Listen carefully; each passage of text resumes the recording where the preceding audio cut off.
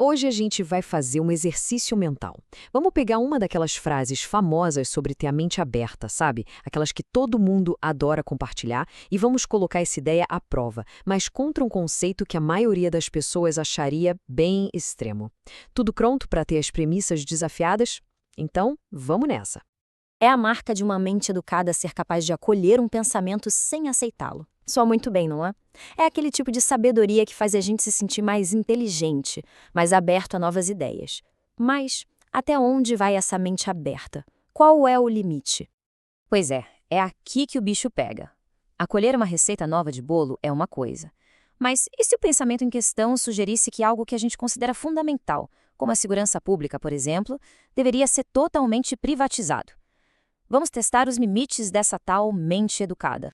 O nosso caso de teste vem direto da filosofia anarcocapitalista. É uma visão que leva o livre mercado, assim, às suas conclusões mais radicais. E a gente vai usar essa lente para analisar um tópico super complexo, a segurança pública no Rio de Janeiro. Se prepare, porque essa é a ideia que vamos tentar acolher. Primeiro, um conceito-chave que a gente precisa entender: o monopólio da força. Para um anarcocapitalista, a característica que define o Estado não são as escolas ou os hospitais, não. É a sua reivindicação de ser o único com direito de usar a violência legalmente. Pensa bem, só o Estado pode prender, multar e, em última instância, usar a força letal sem que isso seja visto como um crime. E como esse monopólio se financia? Bom, do ponto de vista anarcocapitalista, a resposta é simples: imposto. Nessa visão, o imposto não é uma contribuição por serviços, mas sim uma coerção. O argumento é que esse dinheiro é tirado à força, sabe? Para financiar o monopólio do Estado, não importa se a pessoa concorda com isso ou não. Aqui, a lógica anarcocapitalista aparece de forma bem direta. A etapa 1, que são os impostos vistos como coerção, leva à etapa 2, o financiamento de um orçamento de segurança. E no caso específico que estamos analisando, a conclusão da etapa 3, na visão deles, é a violência. É uma cadeia de causa e efeito bem provocadora. A crítica vai além da violência direta. Ela aponta para o que chamam de custos invisíveis. Cada real gasto numa operação policial é um real que não foi para construir uma escola, que não equipou um hospital ou não consertou uma rua. É o famoso custo de oportunidade, só que de uma forma bem trágica. O dinheiro usado para força não pode ser usado para construir uma comunidade. E aqui está o ponto central do argumento anarcocapitalista. Para eles, a violência e a ineficiência não são falhas, não são bugs no sistema. São, na verdade, características inerentes. A lógica é que quando uma organização tem o monopólio da força e é financiada de forma coercitiva, esses resultados são, na verdade, inevitáveis. Ok, então, se o sistema estatal é visto como problema, qual seria a solução? A perspectiva anarcocapitalista não para na crítica, não. Ela propõe uma alternativa bem radical: um mercado para a segurança. Vamos dar uma olhada em como isso poderia funcionar? O contraste que eles propõem é gritante. De um lado, o monopólio estatal, que, segundo a crítica, leva à coerção e à falta de responsabilidade. Do outro, um mercado livre, onde a escolha do consumidor e a competição forçariam as empresas de segurança a serem eficientes e éticas. Para sobreviver, a ideia é que a responsabilidade mudaria do político para o cliente.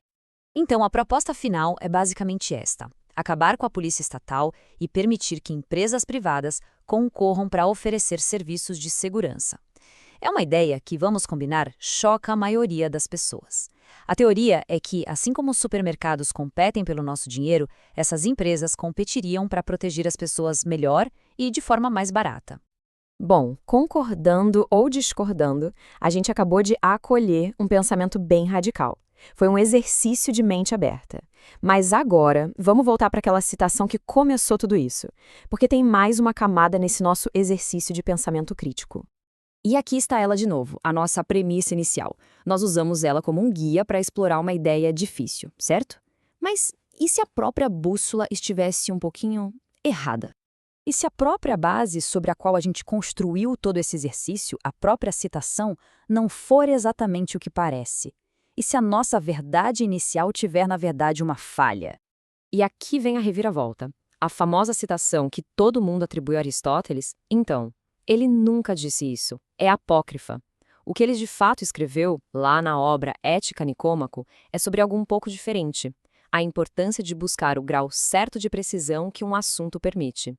É uma ideia mais sutil, mas, convenhamos, bem diferente.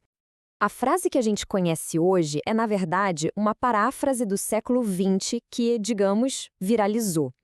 A ideia de ter a mente aberta é ótima, claro, mas atribuir isso a Aristóteles está simplesmente incorreto.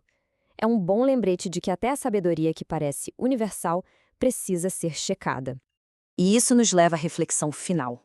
Analisar a ideia anarcocapitalista foi um ótimo exercício, mas a lição talvez mais poderosa foi descobrir que uma verdade que a gente tomava como certa, a origem da citação, estava errada. O teste mais difícil para o pensamento crítico não é desafiar as ideias dos outros, mas sim as nossas próprias. Então, fica a pergunta: o que é mais poderoso? Uma ideia radical que nos força a pensar ou uma crença confortável que a gente aceita sem questionar?